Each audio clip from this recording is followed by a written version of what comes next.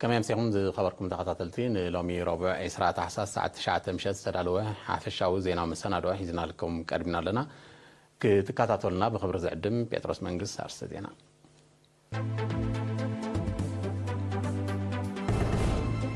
بريزيدنت إسياس أفوركي ناب حدش أمير هاجر كويت نا يوحنا ملك سريدون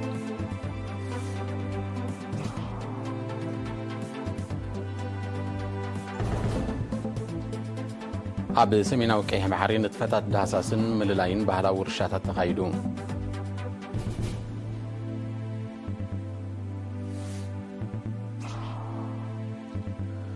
بمغنيات حدش عامد كلتاشن إسران 4 ناب كتم اسمرا مرئيت إيدة باباو في الرياض تخافيتو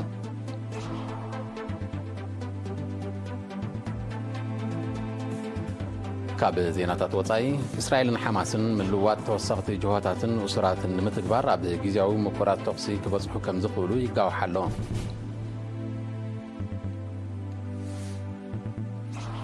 بريزيدنت فلاديمير بوتين سراويت روسيا نمسفح فاح نيتو نممكات زخل دلو نتكر رقاقت عزيزو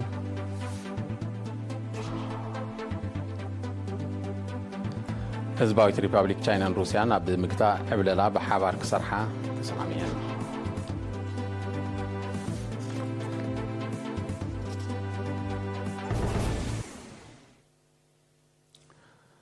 بريزيدنت إسياس أفوركي ناب حدش أمير هاجر كويت الشيخ مشعل على أحمد الجابر الصباح نا يوحنا ملخت سريدو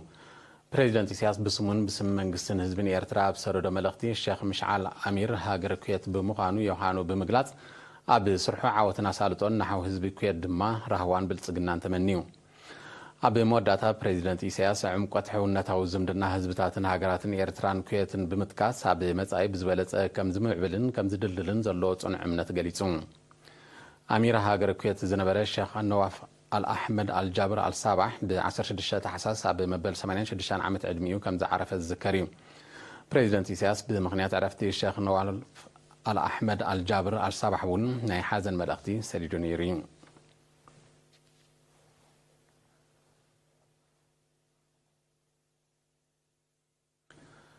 سميناو كيح بحري ببهلاو رشاتاتن هبتام زخانه زبايون تخانه تزتدحسسن زتللين ازيو سوني بز مغنيات اب نوزبا دهلاك نزلو نمللاي دحساس كايد قني وكيل إيرينا إبراهيم عمر نزدالو تحستو ستيفانوس غرماي كورباي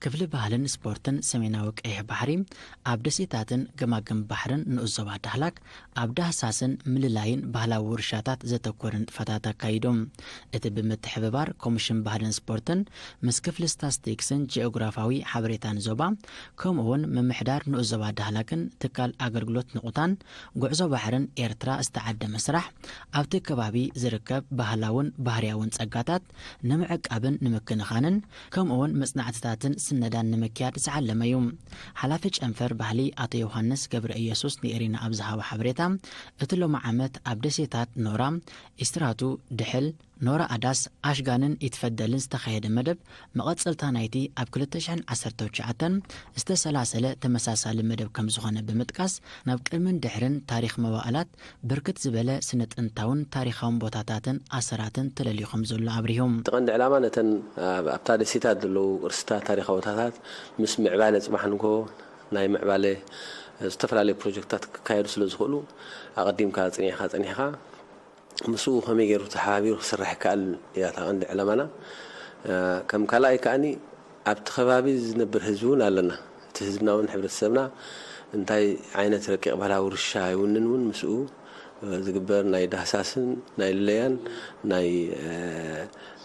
سنداني مسرحين يرتقند علامه مالتي نقحتن جنزابن حبرتسب ابطنتاو اسراتن قرستاتن بحفشا ابرقيق بهلا ورشا دما بفلاي لعل ابرئس مخانو بعين امنتون كم قدس لازحسب بغوب كعقب كمستخاله كمستغنزبو زغلص ات يوحنس اته هبطام بهلا ورشا نخيبرسن نامصا ولدوتات بغوب نخسغاغرن وهر صعري يكير كمزول ارديوم قرستات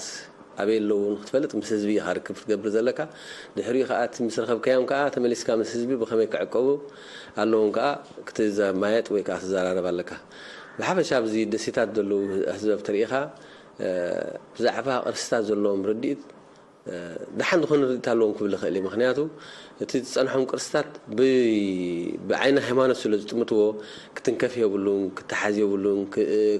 كوسد يبلون دبل الوتي امنت ابزز احنا تي تاريخ بوتاتات فلايك ابعل دحلا كبير ابدحل ابزي نورا زلو حزبي كم يمزلوها ኣብቲ መደብ ዝተሳተፉ ክኢላታት ስነ ኩዕታ ብወገኖም ደሴታት ዳህላግን ገማገሙን ሃብታም ባህርያውን ባህላውን ጸጋታት ዝሓቆፉ ምዃኖም ብምብራህ ብርክት ዝበለ ቦታታትን ኣሰራትን ከም ሰፈራታት መስጊድ ናይ ማይ ባስካታት ስብርባር ካይላን ናይ ነሓሰናት የምን ከም ዝተረኽበ ገሊጾም ብፍላይ ኣብዚ ናይ ደሴታት ናይ ኤርትራ ዳህላግን ከባቢውን ዘሎ ማለት እዩ እዚ ንጥፈት እዚ ካብ 2019 ዝጀመረ ንጥፈት እዩ ሎማ ዓመት ድማ ኣብ ኖራ ኢስራቱ ዝኣመሰለ ዓበይቲ ደሴታትን ካልኦትን ዘጠቃለለ ናይ ስነ ጥንቲ ዳህሳስ ወይ ከዓ ሳይት ወይ ከዓ ቦታ ናይ ደልያ ተኻይዱ ማለት እዩ ብርክት ዝበሉ ስነ ጥንታውያን ቦታታት ታሪኻውያን ቦታታት ኣሰራት ተረኺቦም ኣለው ናይ ቀደም ሰፈራታት ወይ ከዓ ሰትልመንት ንብሎ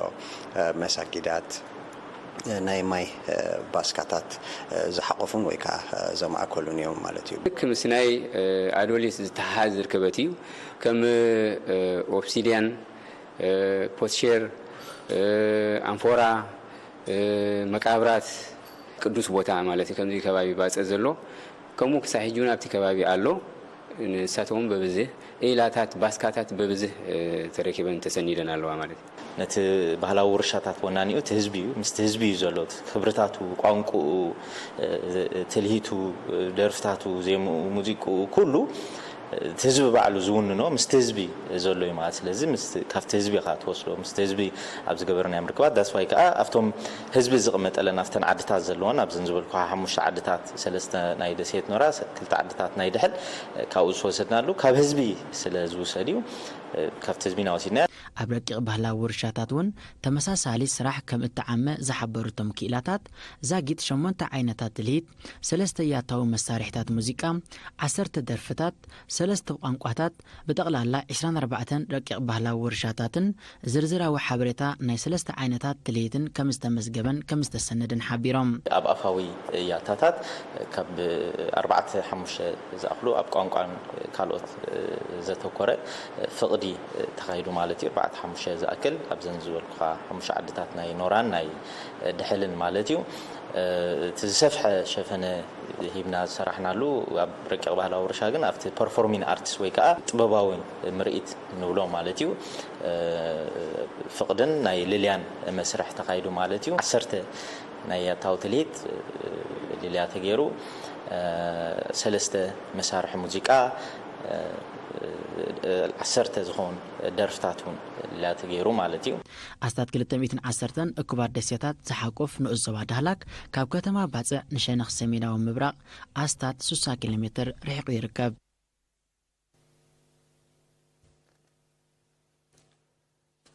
بمغنيات حدش عامتن بعد لدتن 2024 بمحبر التنساي إلى طبابوين دكان استيزوا مأكل السدالو مريت فريات لومي إسرات حساس عبس مرا أفدق منستر تمرتي ببريزيدنت حماده ويزرو تقا تسفا ميكائيل تخفيتو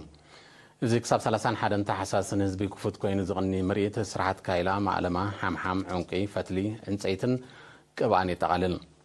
أبز عمت زيا قدمن بمغنيات شمونت مقابيتن هاقراوي فستيفالن مريت كم زغربا زحبرت كب أواهات ويزرو وين تصفاي أمت أي بالسافحة كم زدفع قريتان تعذبت بوغنم كم زعم السلام مريت فوليا قط أميتات كي تتصبخها بقص علم الزغر بربحاتات زعبية كم زخون بمتكاسة محبرن زملكات مأكالاتن كل حتى قبروا لتمحتينهم محبر تنساي إلى طبابوين دكان استيزوا مأكل عبد كل 10 تغلتن استمسرات قينو عبد تحتها مادة ترنيفو نتفتاتو يكايد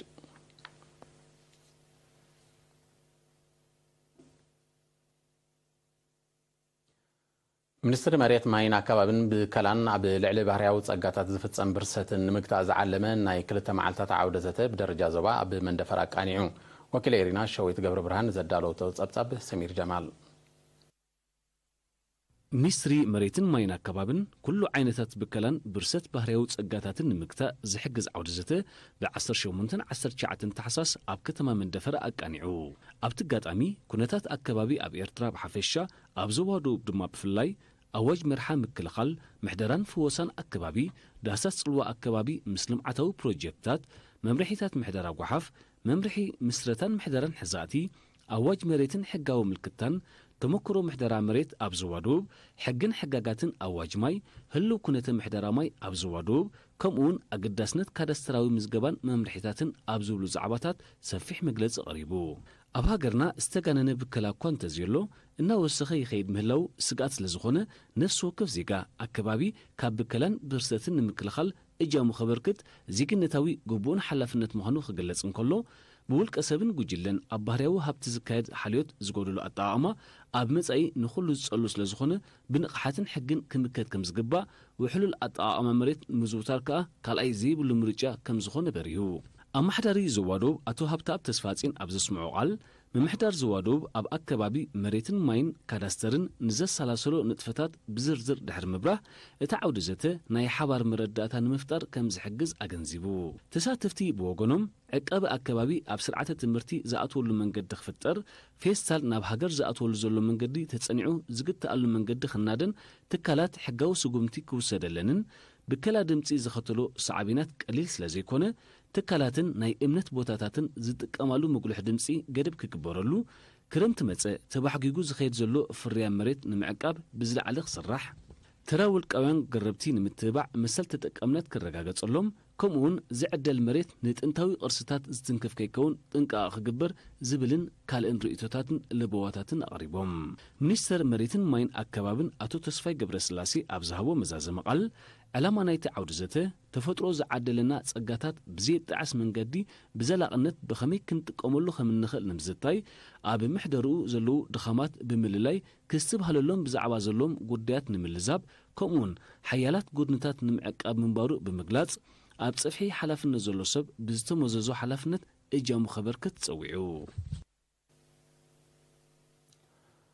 ኣብ ንዞባ ሰገነይቲ ማሂምነት ንምጥፋት ክካየድ ዝጸንሐ ጻዕሪ ኣተባባዒ ውፅኢት ይርከቦ ከም ዘሎ ብ15 ታሕሳስ ኣብ ዝተኻየደ ገምጋም ተገሊጹ። ኣብቲ ሓለፍቲ ጨናፈር ሚኒስትርታት ኣመሓደርቲ ከባቢን ርእሰ መምህራንን ዝተረኽብሉ ገምጋም ሓላፊ ኣገልግሎት ትምህርቲ ኣብቲ ንዞባ መምህር ተስፋዓለም ኣብርሃ ብዘስምዖ ቃል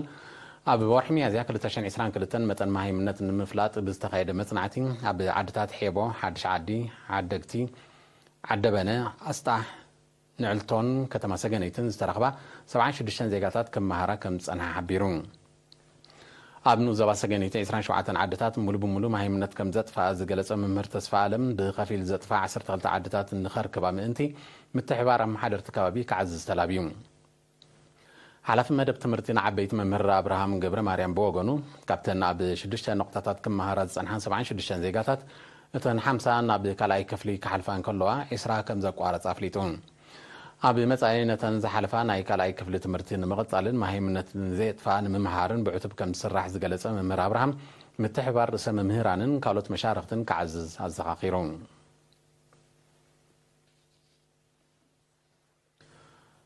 ኣብ ንዞባ ሰረጃ ሚኒስትሪ ሕርሻ ዝወደቦ ኣብ ሜላታት ምስሳን ምህርትን ምርጋጽ ውሕስነት መግብን ዘተኮረ ስልጠና ን25 ሓረስቶት ተዋሂቡ። እቲ ንልዕሊ 3 ዋርሒ ዝቐጸለን ብግብሪ ዝተሰነየን ስልጠና ኣመልኪቱ ሓላፊ ሕርሻ ኣብቲ ንዞባ ኣቶ ኣብርሃም ብርሃነ ረብሓታት ምዝራእ ስርናይ ብመስመር ምምስራሕን ምጥቃምን ባህርያዊ ድኹዕን ጸረ ባልዕን ከምኡውን ምስራሕ ጋብላዊ ቆፎ ከም ዘጠቓልል ሓቢሩ። ኪላ ልምዓት ብቑሊ ኣቶ ዕቕባይ ሰመረ ድማ እቲ ስልጠና ብመስመርን ብሻሕን ኣብ ምዝራእ ዘሎ ፍልይ ብግብሪ ንምርኣይን ተመክሮ ንምልዋጥን ሓጋዚ ከም ዝነበረ ብምጥቃስ ኣብ ዘካይድዎ ሕርሻዊ ንጥፈታት ዓይነታዊ ለውጢ ከም ዘምጽኣሎም ኣብሪሁ። ሰልጠንቲ ብወገኖም ብመስመር ምዝራእ ኣብ ምውጋድ ብኽነትን ምኽዕባት እቶትን ብልጫ ከም ዘለዎን ኣርባሓይ ምዃንን ክግንዘቡ ከም ዝኽኣሉ ብምሕባር ብዕቱብ ክሰርሕሉ ዘለዎም ድልውነት ኣረጋጊጾም። ሓላፊ ክፍሊ ሕርሻን መሬትን ዞባ ማእከል ኣቶ ኣስራት ሃይለ ሰልጠንቲ ኣብነታዋይን ብምዃን ዕዉታት ክኾኑ ብምዝኽኻር ንዝተዋሃቡን ስልጠና ኣብ ምትግባር ክመኻኸሩን ተመክሮ ክለዋወጡን ተማሕጺኑ።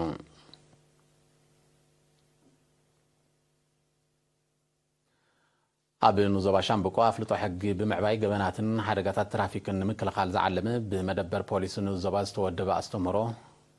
ተኻይዱ ኣዛዚ መደበር ፖሊስ ንዞባ ሻምብቆ ኮፕራል ቡጽ ኣምላኽ ዓንደ ብርሃን ኣብ ዝሃቦ መግለጺ ሕጊ ዘይምፍላጥ ካብ ተሓታትነት ስለ ዘየድሕን ፖሊስ ጎኒ ጎኒ ዕለታዊ ንጥፈታቱ መረዳእታ ሕብረተሰብ ንምዕባይ ብቐጻሊ ይሰርሓሉ ከም ዘሎ ገሊጹ ብፍላይ ተማሃሮን መንእሰያትን ዝወሃቦም ምኽርን ማዕዳን ብግቡእ ከተግብሩን ኣፍልጦኦም ኣብ ሕግታት ትራፊክ ብምዕባይ ኣብ ምክልኻል ገበናት በደላትን ሓደጋታት ትራፊክን ኣበርክቶኦም ክዕዝዙን ኣተሓሳሲቡ ኣፍልጦ ሕብረተሰብ ንዓበይ ይኸይድ እኳ እንተሎ ሰኣን እኹል ኣፍልጦን ዕቱብ ጥንቃቕን እቲ ተርእዮ ይቕጽል ከም ዘሎ ዝሓበረ ኮፕራል ቡጽ ኣምላኽ ኣብ 2023 ልዕሊ 100 ገበናት ከም ተመዝገቡን ህይወት 16 ሰባት ዝቐዘፈ ሓደጋታት ከም ዘጋጠመን ገሊጹ ሓላፊ ምክልኻል ገበን ኪሮስ ምስግና ብወገኑ ዝዓበየ ዕማም ፖሊስ ገበናትን ሓደጋታትን ምክልኻል ብምዃኑ ኣብ ሕጊ ዘሎ ኣፍልጦ ክብ ምባል ቀዳምነት ከም ዝወሃቦ ብምጥቃስ ዝተማሃሮ ነፍሶም ሓራ ብምግባር ምትሕብባሩ ምስ ፖሊስ ክዕዝዙ ኣተሓሳሲቡ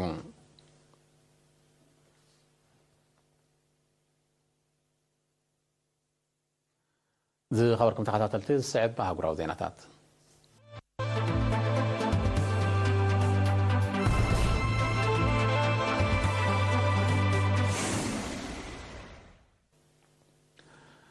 እስራኤልን ሓማስን ምልውዋጥ ተወሳኺ ጅሆታትን እስራትን ንምትግባር ኣብ ግዝያዊ ምቁራጽ ተኽሲ ክበጽሑ ከም ዝኽእሉ ማዕከና ዜና የጋውሓ ኣለዋ ፕሬዚደንት እስራኤል ኢሳቅ ሄርዞግ ብ19 ታሕሳስ ምስ ኣምባሳደራት ዝተፈላለየ መሻርክቲ እስራኤል ሃገራት ብሓፈሻ ሃገራት ኤውሮጳ ድማ ብቐንዱ ኣብ ዘካየዶ ርክብ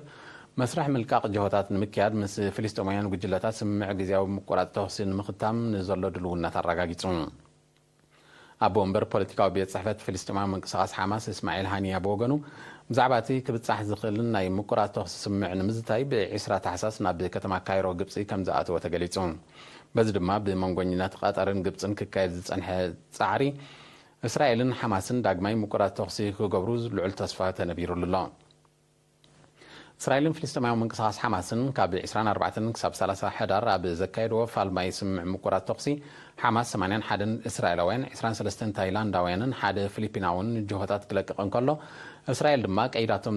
ዝነበረት 477 ፍልስጤማውያን ምፍታሓ ይዝከር እዚ ከምዚ ኢሉ እንከሎ ሰራዊት እስራኤል ብቐንዱ ካብ ኻን ዮኑስ ንዝነበረ 300 ዕላማታት ሓማስ ከም ዝደብደበት ኣፈኛት ሰራዊት ብ20 ታሕሳስ ብዝሃቦ ጋዜጣዊ መግለፂ ፍሊጡ በቲ ደብዳብ ልዕሊ 100 ሰላማውያን ፍልስጤማውያን ከም ተቐትሉ ሰመዚ ጥዕናት ወሽመጥ ገሊጾም እስራኤል ካብ 7 ጥቅምቲ ኣብ ልዕሊ ወሽመጥ ቃዛ ብተካይዶ ዘላ ደብዳብ ናይ ዝተቐትሉ ሰላማውያን ፍልስጤማውያን ቁፅሪ ኣስታት 20,000 ከም ዝበፅሐ ጸብጻባት ይሕብሩ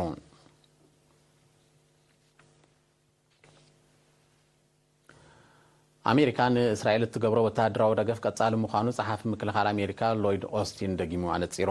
ሎይድ ኦስቲን ብ19 ታሕሳስ ምስ ሚኒስተር ምክልኻል እስራኤል ዮአቭ ጋላንት ኣብ ከተማ ቴል አቪቭ ኣብ ዘካየዶ ርክብ ተቃውሞታት ማሕበረሰብ ዓለም ብዘየገድስ ወተሃደራዊ ደገፍ ሃገሩ ንእስራኤል ብዝለዓለ መልክዑ ከም ዝቕጽል ኣረዲዩ ኣሜሪካ ኣብ ልዕሊ ወሽመጥ ቃዛ ዝካየድ ዘሎ ደብዳብ ብመትከል ከም ትድግፎን ንምዕዋቱ ከም ትሰርሕን እውን ኦስቲን ብተወሳኺ ኣረዲዩ ኣሜሪካ ነቲ ህይወት ኣስታት 20,000 ሰላማውያን ሰባት ቀዚፉ ዘሎ ደብዳብ ምድጋፋን ምትብባዕን ካብ ሓያሎ ወገናት ተቃውሞ ይገጥሙ ከም ዘሎ ዝፍለጥ እዩ እስራኤል ብ7 ጥቅምቲ ኣብ ልዕሊ ወሽመጥ ቃዛ ደብዳብ ካብ ትጅምር እንዳሓር ኣሜሪካ ልዕሊ 14 ቢልዮን ዶላር ዝግመት ወተሃደራዊ ደገፍ ከም ዝገበረትላ እዩ ዝጥቀስ ብዘይካዚ ኣሜሪካ እቲ ደብዳብ ከቋርጽ ባይቶ ጸጥታ ሕቡራት ሃገራት ከካይዶ ንዝጸንሐ ጻዕርታት ብናይ ቆፍ መሰላ ክትዓግቶ ከም ዝጸንሐት ጸብጻባት ይረዱ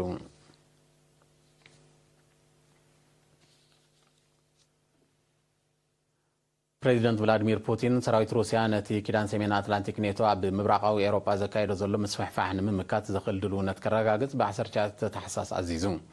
ኔቶ ኣብ ወሰናስን ዶባት ሩስያ ከካይዶ ዘሎ ወተሃደራዊ ንጥፈታት ሓይልዎ ከም ዘሎ ዝጠቐሰ ፕሬዚደንት ፑቲን ምስ ምብራቃውን ማእከላይን ኤውሮጳ ኣብ ዝደቡብ ከባቢታት ህላዊ ሰራዊት ሃገሩ ብዓቕምን ብዝሕን ከም ዝውስኽ ኣነጺሮም ኔቶ ንፊንላንድ ምጽምባሩ በቲ ሓደ ንሽወደን ንምጽምባር ዘካየዶ ዘሎ ምንቅስቓስ ድማ በቲ ካልእ እቲ ኪዳን ናብ ምብራቃዊ ኤውሮጳ ገጹ ዘካየዶ ምስፍሕፋሕ ከም ዝቕጽሎ ዘነጽር ምዃኑ ዝሓበረ ፕሬዚደንት ፑቲን እዚ ስጉምቲ እዚ ንህሉ ኩነታት ዞባ ብኣሉታ ዝጸሉ ከም ዝኾነ ሓቢሩ ብኣሜሪካ ዝቕለስ ኔቶ ከተግብሮ ዝፍትን ዘሎ ናይ ምስፍሕፋሕ ውጥን ካብ ቀንዲ ምኽንያት ምውላዕ ኩናት ዩክሬን ምዃኑ መንግስቲ ሩስያ ብተደጋጋሚ ክገልጽ ጸኒሑ ኔቶ ንዩክሬን ዘይተኣደነ ወተሃደራዊ ደገፍ ብምግባር ነቲ ኩናት ንምንዋሕ ንሩስያ ንምንብርካኽ ዝተኻየደ ሃቐናታት ከም ዝብርዓነ ፕሬዚደንት ፑቲን ምስ ላዕለዎት ኣዘዝ ሰራዊት ሃገሩ ኣብ ዘካየዶ ርክብ ምግላጹ ዝዝከር እዩ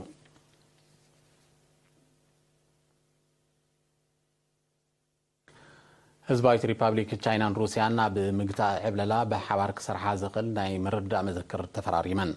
እቲ ብ17 ታሕሳስ ኣብ መንጎ ላዕሎት ሰመዚ ክልቲአን ሃገራት ኣብ ከተማ ቤጂንግ ዝተኸተመ ስምምዕ ዘይፍትሓዊ ውድድራት ንግዲ ምምካት ከም ዘጠቓልል እውን ተገሊጹ ህዝባዊት ሪፓብሊክ ቻይናን ሩስያን ኣቐዲመን በይናዊ እገዳታትን ግዳማዊ ምትእትታዋትን ንምምካት ዘኽእል ስምምዓት ከም ዝኸተማ ዝፍለጥ እዩ ክልቲአን ሃገራት ብዘይካዚ ኣብ ምድንፋዕ ቁጠባዊ ንግዳዊ ወተሃደራውን ጸጥታውን ዝምድናታት ዘተኮረ ስምምዓት ከም ዝተፈራረማ ይዝከር ኩሉ መድያዊ ዝምድናታት ህዝባዊት ሪፓብሊክ ቻይናን ሩስያን ብፍላይ ካብ ዝሓለፈ ቀረባ ዓመታት እወታዊ ገስጋስ ከም ዘርአየ ጸብጻባት ይረዱ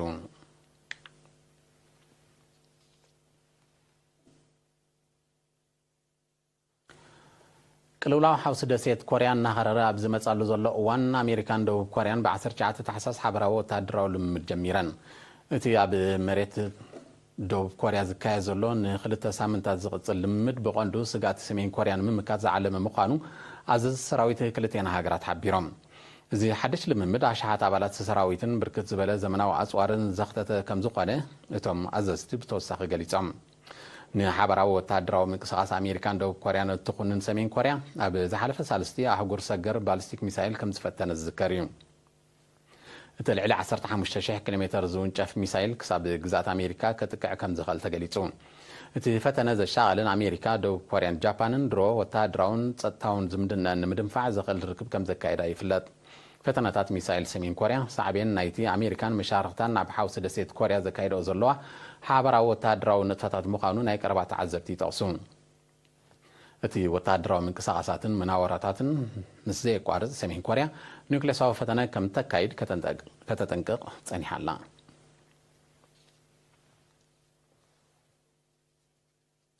ሃገራዊ ዕዳ ኣሜሪካ ኣብ ዝሓለፈ 6 ዋርሕ ጥራይ ብ2.6 ትሪልዮን ዶላር ከም ዝወሰኸ ጸብጻባት ቤት ጽሕፈት ግምጃታ ሃገር ሓቢሮም በዚ ድማ ጠቕላላ ሃገራዊ ዕዳ ኣሜሪካ እስታ 34 ትሪልዮን ዶላር ከም ዝበጽሐ እዚ ከዓ ኣብ ልዕሊ ምምሕዳር ፕሬዚደንት ጆ ባይደን ጸቕጽቕ ከም ዝፈጠረ ተፈሊጡ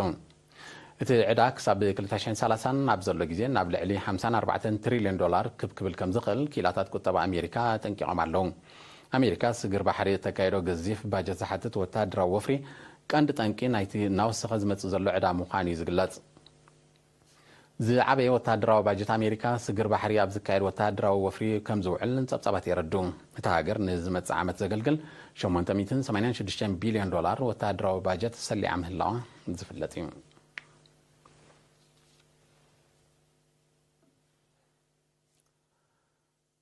ኣብ ኣይስላንድ ካብ 18 ታሕሳስ ጀሚሩ ዝተፍእ ዘሎ እሳተ ጎመራዊ እምባ ኣብ ርእሰ ከተማ ራይክጃቪክን ካልእ ከባብን ብከላ ኣየር ከም ዘሰዓበ ተሓቢሩ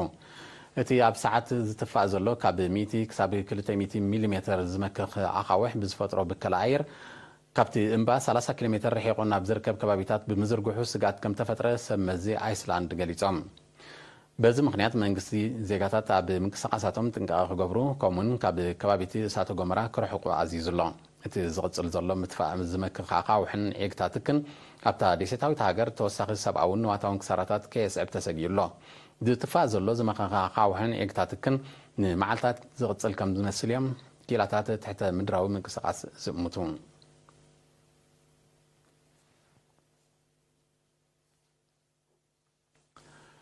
ዝኸበርኩም ተኸታተልቲ ነቲ ሰዓት ዝተዳለወ ዜናዊ መሰናዶ ንምዝዛም ኣርስተ ዜና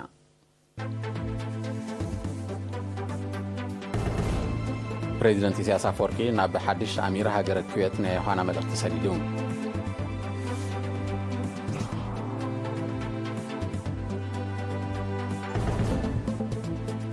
ኣብ ሰሜናዊ ቀይሕ ባሕሪ ንጥፈታት ዳህሳስን ምልላይን ባህላዊ ውርሻታት ተኻይዱ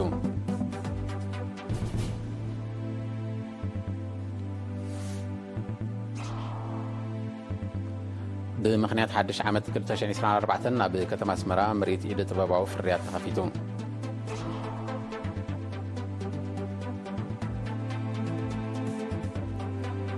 እስራኤልን ሓማስን ምልዋጥ ተወሰኽቲ ጅሆታትን ውሱራትን ንምትግባር ኣብ ግዜያዊ ምኩራት ተኽሲ ክበጽሑ ከም ዝኽእሉ ይጋዋሕ ኣሎ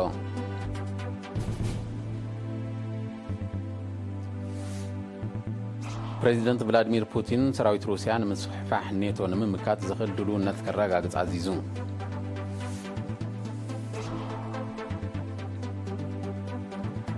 ህዝባዊት ሪፐብሊክ ቻይናን ሩስያን ኣብ ምግታዕ ዕብለላ ብሓባር ክሰርሓ ተሰማሚዐን